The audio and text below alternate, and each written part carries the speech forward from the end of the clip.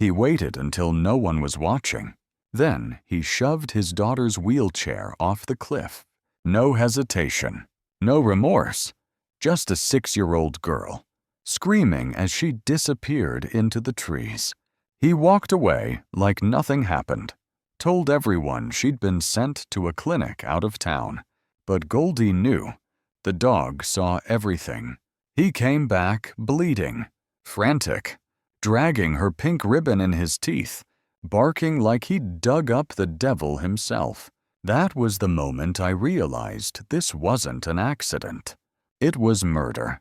What would you do if the only witness to a crime couldn't speak but wouldn't stop trying? Leave your thoughts in the comments. Let's see how it all went down. The Texas sun beat down on Hillstone Ranch, baking the cracked earth and drawing the scent of dry pine and distant cattle into the still air. It was a sprawling, isolated domain, its beauty as vast and unforgiving as the secrets it held. For 6-year-old Ella Calloway, Hillstone was the only world she remembered, a world viewed mostly from the confines of her wheelchair. Her legs, once nimble, were now still, a bitter legacy from the car accident that had also stolen her mother. That, at least, was the story she knew, the truth, a venomous secret. Richard Calloway, guarded with a zealot's fervor, was that his own drunken hands had been on the wheel that fateful night. The shame, the fear of exposure, and the potential loss of his daughter. Or rather, what she represented had been a heavier burden than any genuine grief. Ella, a wisp of a girl with eyes that held the old soul wisdom of unspoken sorrows, lived now with Richard and her stepmother, Vanessa, with her sculpted beauty and an ambition that glinted like ice, had married Richard quickly. Her affection for Ella was a carefully constructed veneer, a performance for a non-existent audience in their secluded corner of Texas. The air in the sprawling ranch house was thick with unspoken things, a quiet hum of resentments and desires that Ella felt more than understood. Goldie, a golden retriever with a heart as vast as the Texas sky, was Ella's shadow, her furry confidant, his warm presence a steadfast comfort against the creeping chill of her human family. The shift, when it came, was subtle at first, like the first tremor of an earthquake far beneath the earth.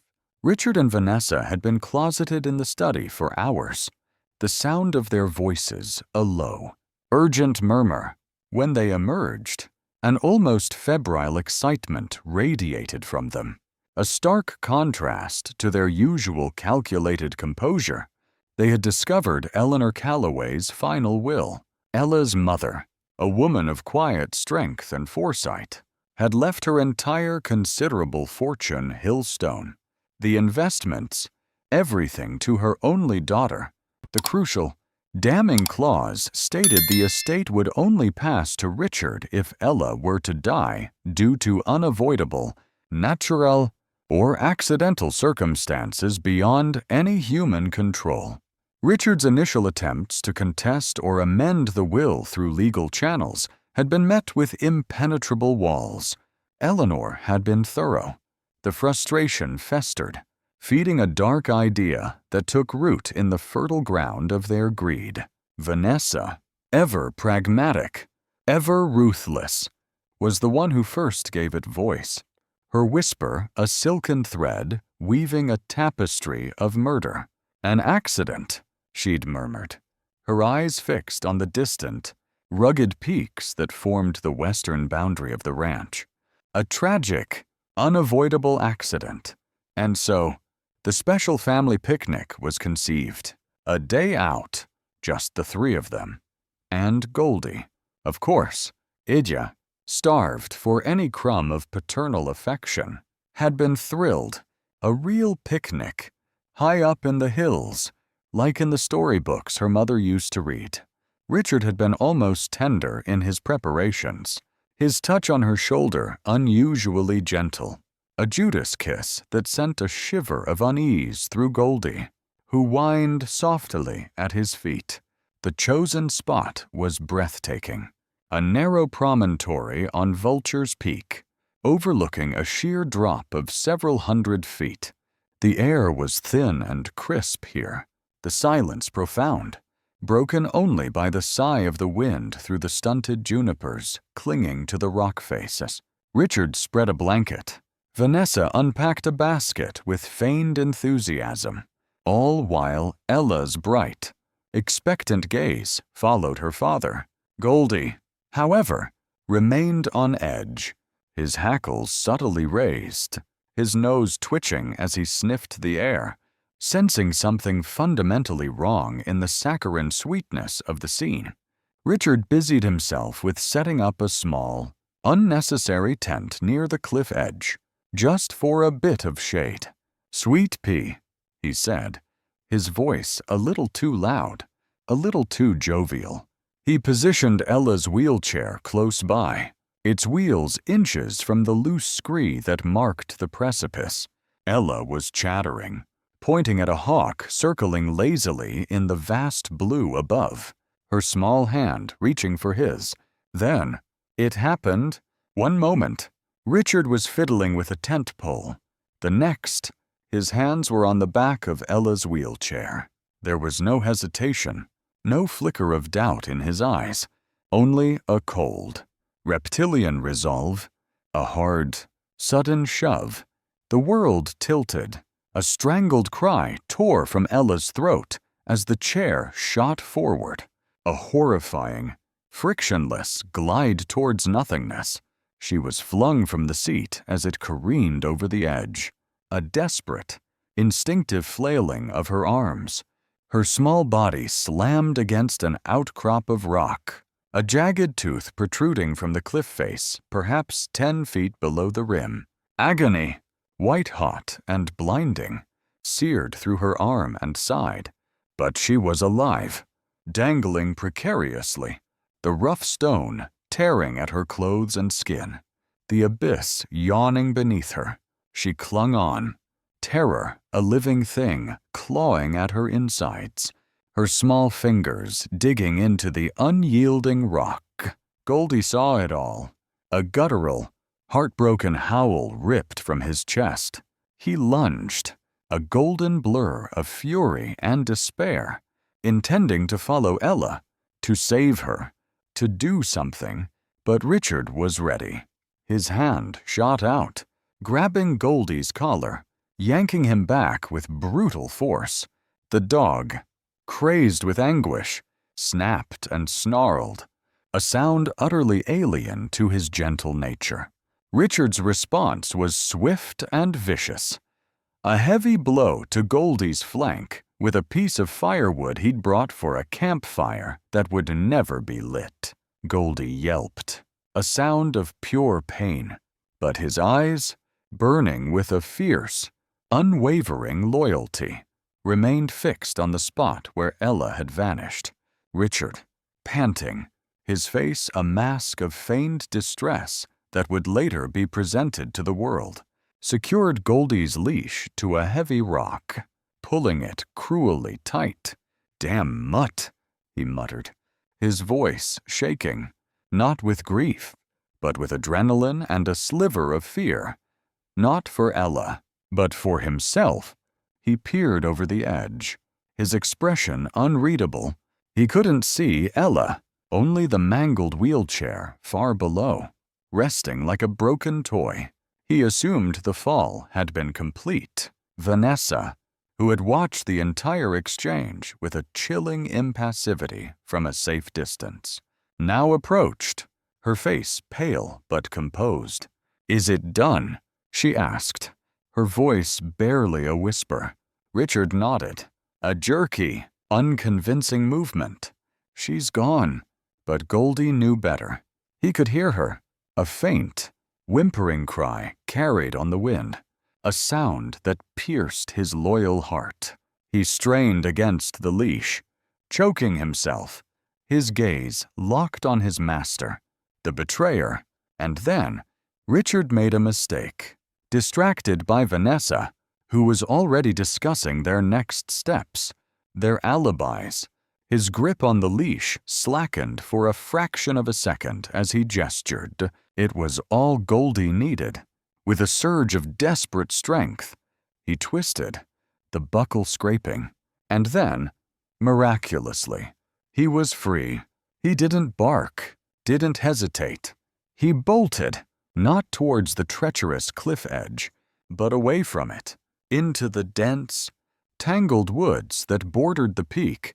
He ran with a singular, desperate purpose, his paws pounding the earth, branches whipping at his face.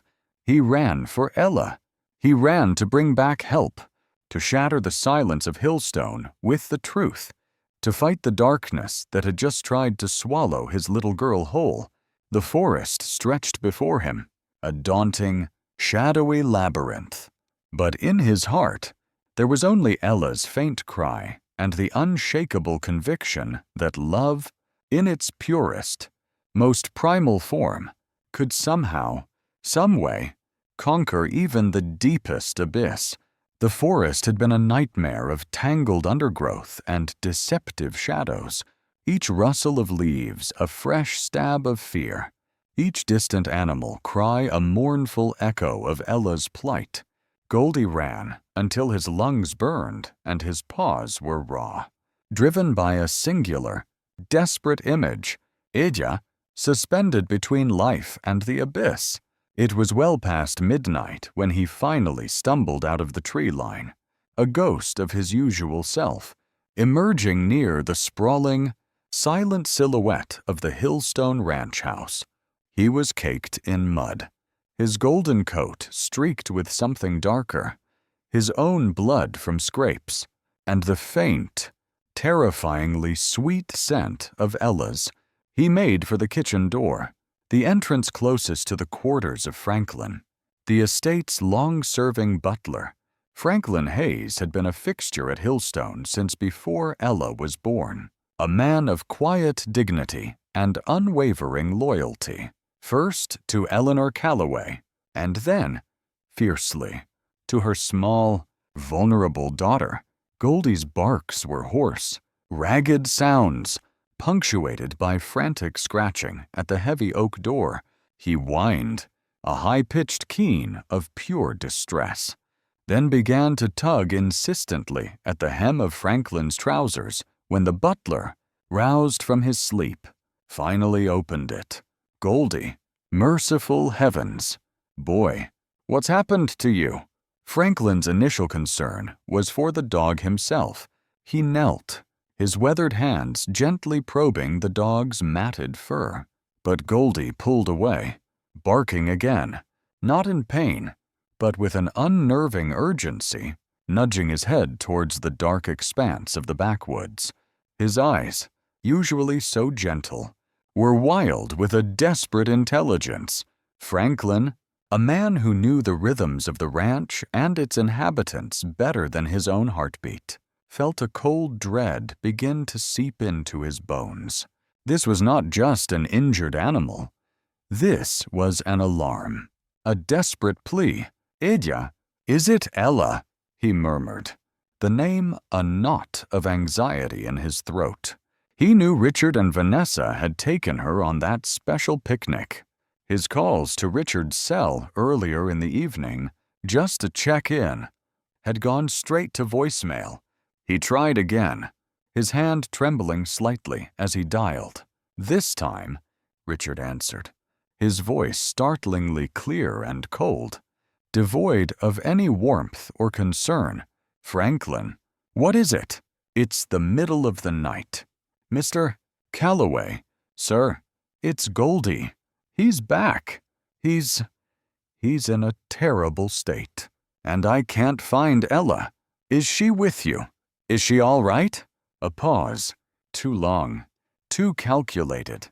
"Ella is fine, Franklin," Richard said. His tone clipped.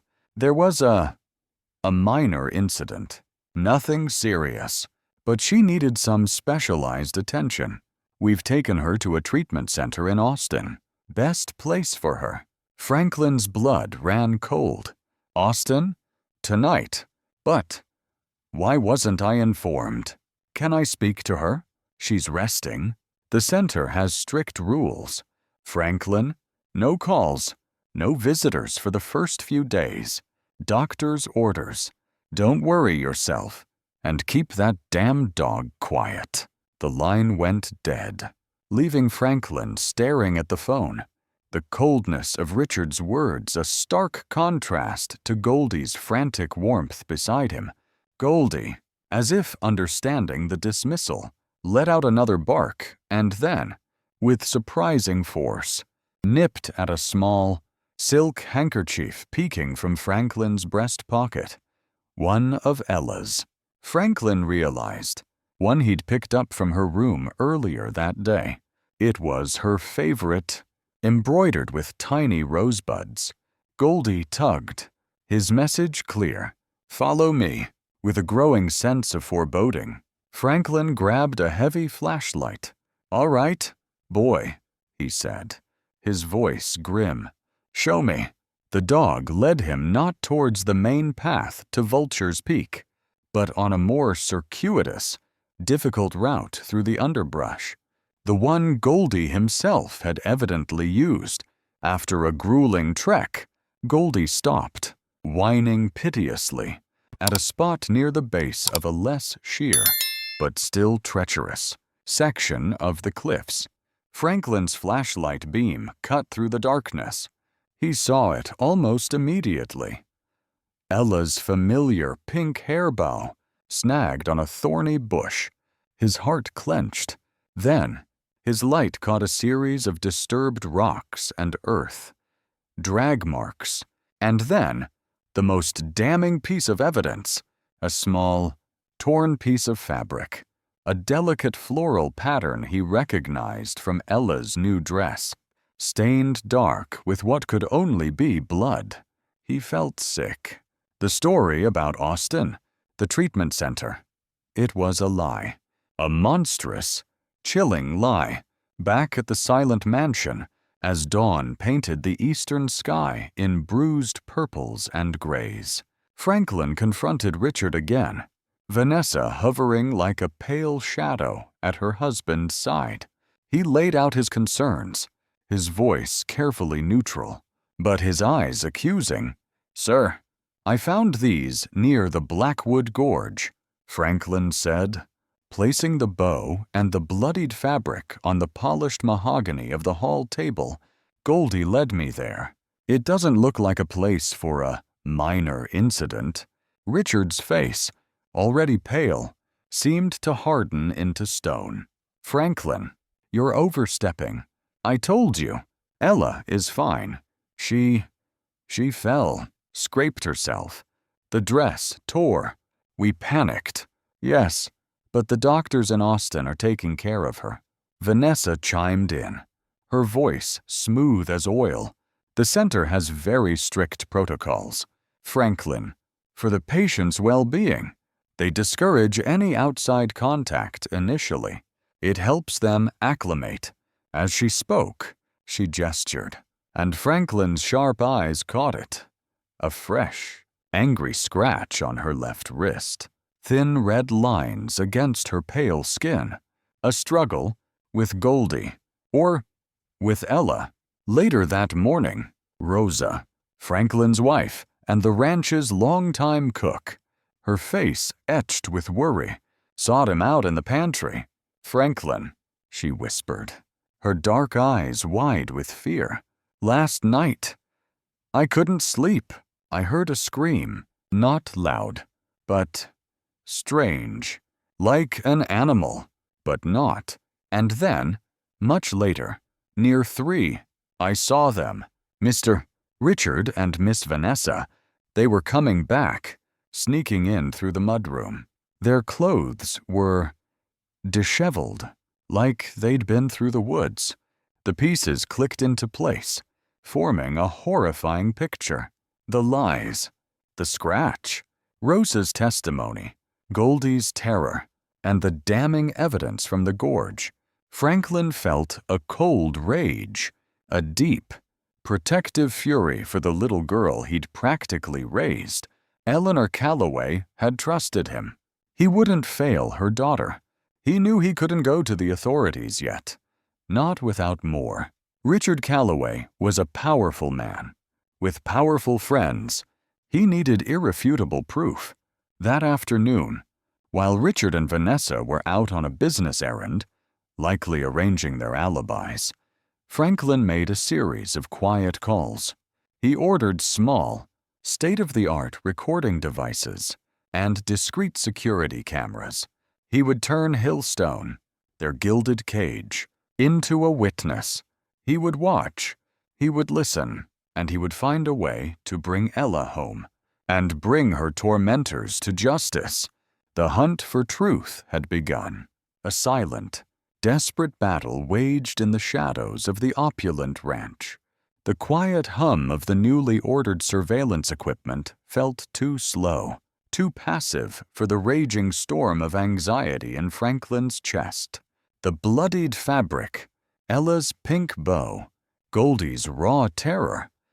These were not things that could wait for carefully gathered evidence.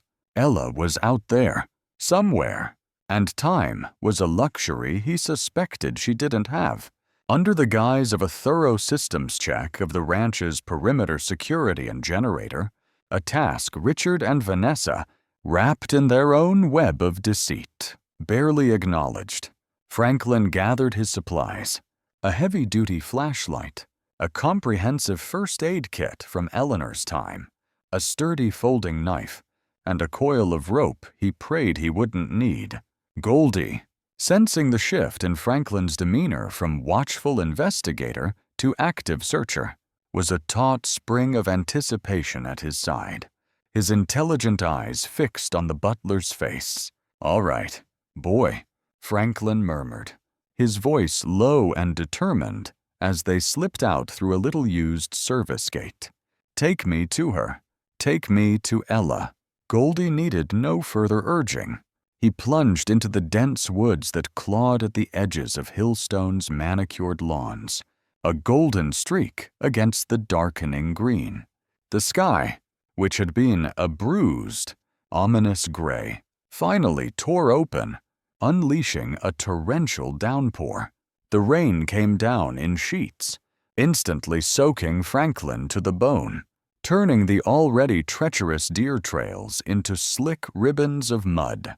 Branches whipped at his face, and the wind howled like a banshee through the trees, a mournful symphony accompanying their desperate trek. Once, his foot slipped on a moss-covered stone, sending him lurching sideways, a sickening void opening up beside him.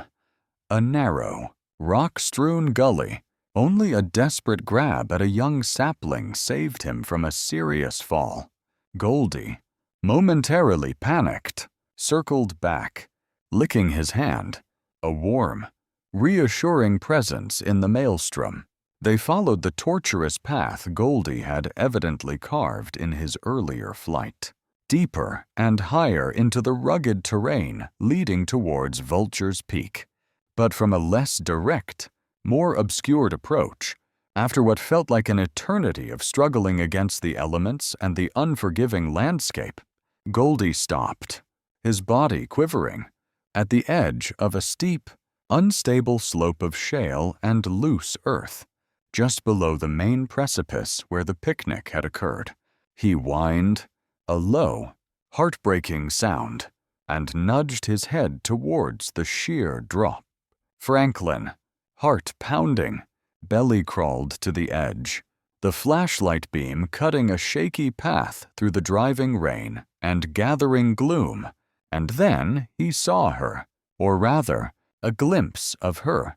Edya, wedged onto a narrow, precarious ledge perhaps 15 feet below, partially sheltered by an overhang but still exposed to the relentless storm. She was terrifyingly still at first, and Franklin's breath caught in his throat. But then, a small movement, a turn of her head. Her eyes were open, wide with a mixture of terror and dawning hope as the light found her. A faint, Reedy cry, barely audible above the wind, reached him. Help! Me. She was alive. Battered. Clearly in agony, but alive. The relief that washed over Franklin was so potent it almost buckled him, quickly followed by the stark, terrifying realization of the impossible situation. The drop was sheer, the rock face slick with rain and loose debris. He couldn't reach her alone. Any attempt might send them both plummeting into the abyss. His mind raced. There was only one person he knew who might stand a chance. Caleb Evans, an old friend from his own younger, wilder days in these hills, now a retired firefighter who'd spent years as a volunteer mountain rescue specialist. Caleb knew these cliffs like the back of his hand. Franklin fumbled for his phone, shielding it from the rain, his fingers stiff with cold as he dialed, praying for a signal in this God-forsaken spot. "Caleb," he said, his voice hoarse when his friend answered. "It's Franklin Hayes. I need you. It's Ella Calloway. She's alive, but—" "God? Caleb, you need to come now." Meanwhile, back at the ranch, Rosa, armed with a duplicate key Franklin had pressed into her hand, and a courage born of love for Ella and contempt for her captors, slipped into Richard's private study. The room reeked of stale cigar smoke and avarice. Her search was frantic but methodical. In a locked drawer, beneath a pile of innocuous ranch business, she found it, Eleanor Calloway's true last will and testament, unequivocally leaving everything to Ella. Beside it, a folder detailing Richard's precarious financial state. Mountains of debt, failed investments, and then, the coldest discovery of all, a recently issued life insurance policy on Ella. The beneficiary Richard. The sum exorbitant. The clauses pertaining to accidental death disturbingly specific. It wasn't just a policy, it was a thinly veiled murder contract. Her hands shaking, Rosa used a small, encrypted data stick Franklin had provided to quickly copy the damning documents. Her plan was to get this to Police Chief Reeves in the nearby town of Marble Falls, a man Franklin trusted. But as she turned to leave, the study door creaked open. Richard stood there, his face a thundercloud. Vanessa was just behind him, her eyes like chips of ice, looking for something. "Rosa." Richard's voice was deceptively soft, but menace dripped from every syllable. Rosa clutched the data stick, her heart hammering. Before she could utter a word, Richard lunged, snatching her wrist. The data stick clattered to the floor. "Impudent old bitch," he snarled, his face contorted with rage. Vanessa retrieved the stick, a cruel smirk playing on her lips. Rosa was dragged, protesting, down to the cold, damp wine cellar in the basement, the heavy door thudding shut behind her, the key turning with a sound of chilling finality. Up on the storm-lashed cliffside, Caleb arrived, a reassuringly solid figure against the raging elements, his weathered face grim as Franklin quickly explained the situation. The rain was relentless, and the ground beneath their feet felt disturbingly unstable. Small rivulets of mud and stone were beginning to slide down the slope. "Landslide risk is high," Caleb yelled over the wind, his experienced eyes scanning the cliff face. "We gotta move fast." Franklin, real fast. Goldie, who had been anxiously pacing, pressed himself against Franklin's leg for a moment, then turned back to the cliff edge, as swirling mist and the deepening twilight threatened to obscure Ella's position entirely. The dog began to bark. Sharp, steady barks that echoed out into the storm. He wasn't just barking at the danger.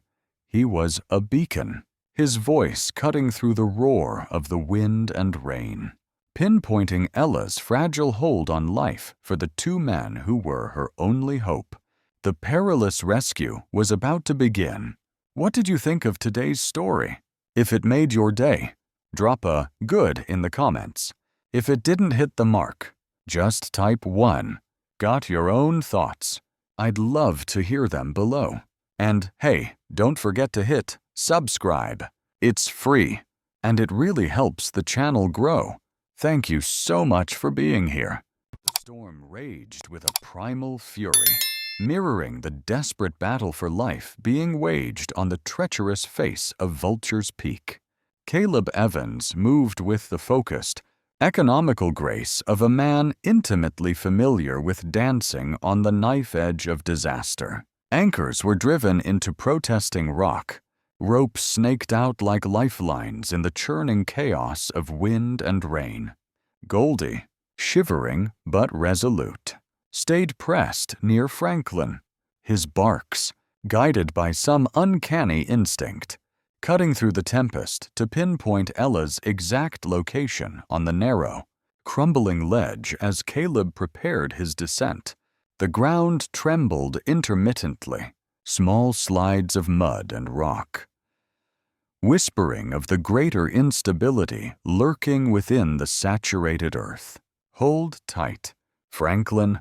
Keep that light steady, Caleb yelled, his voice a raw command against the wind, before leaning back into the void. His descent a controlled fall into the swirling darkness. Franklin watched, his knuckles white as he gripped the flashlight, his heart a frantic drum against his ribs. Each gust of wind threatened to tear his hope away. He could hear Ella's faint, intermittent whimpers, a sound that spurred Caleb onward. Minutes stretched into an eternity. Then, a muffled shout from below. Caleb had reached her, more agonizing waiting as he worked, his movements unseen, administering critical first aid to the small, broken girl. Franklin could only pray, his lips moving silently, invoking every power he could conceive to shield them. Suddenly, a louder rumble from above, and a section of the cliff face to their right gave way with a sickening groan. A cascade of rock and debris thundering into the gorge. Heads up. She's unstable. Caleb's voice, strained but urgent. Pull. Franklin? Pull. Franklin threw his entire weight onto the main rope, Caleb's preset pulley system groaning in protest. He pulled, his muscles screaming, the rain plastering his thin hair to his scalp, his old bones aching but forgotten in the adrenaline-fueled urgency. Slowly, agonizingly, a small, bundled figure began to emerge from the darkness, cradled securely against Caleb's chest. Ella, pales, unconscious now, but breathing. Caleb, exhausted but triumphant, scrambled over the lip of the precipice, shielding her with his body. She's got a bad break in her arm, possible concussion, hypothermia setting in. But she's tough. Franklin, she's a fighter. Caleb gasped, gently transferring Ella into Franklin's waiting arms. The little girl felt terrifyingly light, her small body cold even through her soaked clothes. Without a word, Franklin turned, cradling Ella protectively, and began the treacherous journey back down the slope. Caleb clearing the path ahead, Goldie, a whirlwind of relieved whines and licks for Ella's dangling hand, scouted ahead, then darted back, his barks a constant reassurance when the dense foliage and swirling mist momentarily obscured their path from one another. As Franklin, Caleb, and Goldie battled their way back towards the ranch with their precious burden. Another kind of storm was breaking over Hillstone. Police Chief Jim Reeves, a man whose folksy demeanor belied a steel-trap mind and a deep-seated sense of justice, had received Rosa's encrypted data less than an hour before she was taken. The coordinates, the scanned documents, the will, the financials, that damning insurance policy, painted an undeniable picture of cold-blooded conspiracy. He hadn't hesitated. A heavily armed SWAT team, siren silent until the last moment, converged on the Calloway mansion, breaching the iron gates just as Richard Calloway was frantically trying to cover his tracks. Inside his opulent study, Richard, alerted by the distant, muffled sounds of the approaching vehicles, was a man possessed. He was stuffing papers into the fireplace. Fake medical reports he'd concocted about Ella's pre-existing conditions, printouts of offshore accounts, anything that could tie him to the truth. He lunged for the master security system, intending to wipe the camera footage from the past 24 hours. But the study door burst open. "Richard Calloway, you're under arrest." Reeves's voice boomed, cutting through Richard's panicked haze. He froze, caught in the act. The smell of burning paper thickened the air, his face a mask of disbelief and fury. Vanessa was apprehended in their master suite, a half-packed designer suitcase open on the bed. She offered a token resistance, a theatrical gasp of outrage, before a misplaced shove sent a small, external hard drive clattering from her purse. "Just vacation photos," she stammered, but the lead officer picked it up with a knowing look. It would later reveal meticulously crafted, backdated digital journal entries detailing Ella's fictional erratic behavior and accidents, a desperate attempt to build a posthumous narrative of a troubled child prone to self-harm. The SWAT team quickly located the wine cellar. The heavy door was unbarred, and Rosa emerged, shaken but unbowed, her eyes blazing with righteous anger. "They tried to kill her," she said, her voice steady despite the tremor in her hands, as she pointed a finger at Richard, who was being led away in handcuffs. "Eleanor's baby. They left her to die for money." Her testimony, delivered with quiet dignity, sealed their fate. By the time Franklin, exhausted but running on pure adrenaline, reached the edge of the clearing near the ranch house with Ella, the flashing lights of police cars and an ambulance cut through the pre-dawn gloom. A medical helicopter was already descending, its rotors whipping the rain-soaked air. Ella was rushed towards it, a paramedic already starting an IV. Franklin, his face streaked with mud and tears, watched her go, his heart aching with a mixture of profound relief and sorrow for all she had endured. Goldie, who had never left Ella's side, tried to follow her onto the helicopter, whining anxiously.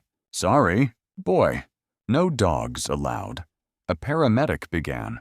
But a senior doctor, seeing the raw distress in the animal's eyes and the way Ella's small hand, even in her semi-conscious state, twitched towards the sound of the whines, intervened.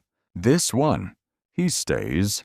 I've a feeling he's the best medicine she could ask for right now." Goldie, with a final grateful lick to Franklin's hand, leaped in, settling protectively beside Ella's stretcher as the helicopter lifted off, carrying them towards safety and healing. As the first rays of a watery dawn broke through the retreating storm clouds, local news vans were already beginning to arrive at the gates of Hillstone Ranch. The story was just beginning to unfold. A tale of greed, betrayal, a miraculous rescue from the jaws of death, and the unwavering loyalty of a golden-haired dog who had refused to let the darkness win. The harsh fluorescent lights of the Travis County Courthouse seemed to strip away the last vestiges of Hillstone's shadowy opulence, exposing the raw, ugly truth of Richard and Vanessa Calloway's greed. The trial was a grim spectacle, broadcast across the nation, each piece of evidence: Rosa's damning testimony, the financial documents, the chilling insurance policy, Franklin's account of the clifftop horror, and Caleb's expert reconstruction of the accident, painting a portrait of calculated cruelty that shocked even seasoned court observers. Richard, his arrogance finally shattered, sat hunched and pallid. Vanessa, attempting a facade of wronged innocence, found her carefully constructed composure crumbling under the prosecutor's relentless questioning and the unwavering gaze of a public that had already judged her. The charges were extensive: conspiracy to commit murder, attempted murder of a minor, aggravated child abuse, financial fraud, and obstruction of justice. The jury's deliberation was swift. The judge, her voice resonating with the gravity of their crimes, delivered the sentences, the maximum allowable under Texas law, consecutive terms that ensured Richard and Vanessa Calloway would never again walk free.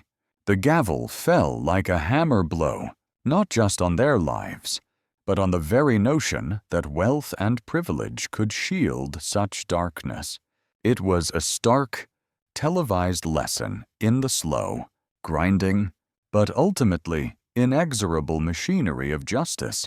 For Ella, justice took a gentler, more nurturing form in the quiet, sun-filled home of Franklin and Rosa Hayes. Far from the haunting grandeur of Hillstone, she began the long, arduous journey of healing. The court, recognizing their unwavering devotion and the profound bond they shared with the child, had quickly granted them legal guardianship. Their small, love-filled house, fragrant with the scent of Rosa's baking and Franklin's pipe tobacco, became Ella's sanctuary. There were no shadows here, only warmth, patience, and the comforting, steady presence of Goldie, the golden retriever, hailed by the local press as Hillstone Hero, was officially bestowed the title of Honorary Emotional Support Dog by the county, a small token for an immeasurable service. He rarely left Ella's side, a furry, steadfast anchor in the turbulent waters of her recovery. He'd rest his great head on her lap during her homeschooling sessions with a gentle tutor Franklin had found, his presence calming her anxieties. He'd lie patiently beside her during the painful hours of physiotherapy, encouraging her with soft whines and licks as she slowly, painstakingly worked to regain strength and mobility in her injured limbs. Music therapy, too, played a vital role. Ella, who had barely spoken above a whisper since her ordeal, began to find her voice again through the gentle melodies of a small keyboard. Goldie often singing along with contented rumbles. The physical scars began to fade, but the psychological ones, as Franklin and Rosa knew, ran deeper. Nightmares still came, but now, when she woke whimpering, it was Rosa's gentle hand that smoothed her brow, Franklin's quiet voice that reassured her, and Goldie's warm body pressed close, a furry guardian chasing away the lingering phantoms of Vulture's Peak. Hillstone Ranch, the scene of so much misery, was seized by the state. Its vast, empty rooms, once echoing with unspoken cruelties, would not remain silent for long. In a move celebrated across Texas, the entire estate was transferred to a newly formed non-profit foundation. Its purpose, to create a center for animal-assisted therapy for children with special needs and those recovering from trauma. Fittingly, it was named Hope Rock Ranch, a quiet homage to the treacherous ledge that had nearly claimed Ella's life, but had ultimately become a testament to her will to survive. The dark stone of Vulture's Peak would, in time, be overshadowed by a place of healing. As Ella grew stronger, both in body and spirit, her story, and Goldie's, captured hearts far beyond Texas They became reluctant but inspiring symbols of resilience, invited to speak at child advocacy conferences, workshops on trauma recovery, and even appearing on national television programs. Ella, with Goldie always calmly by her side, shared her journey.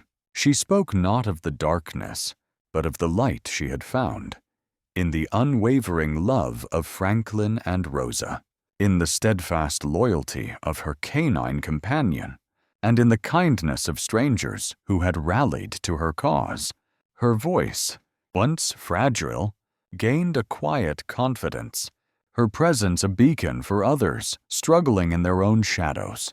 The tale of the little girl in the wheelchair, the devoted butler and cook, the brave rescue specialist, and the extraordinary dog who had refused to give up, became woven into the fabric of Texas lore.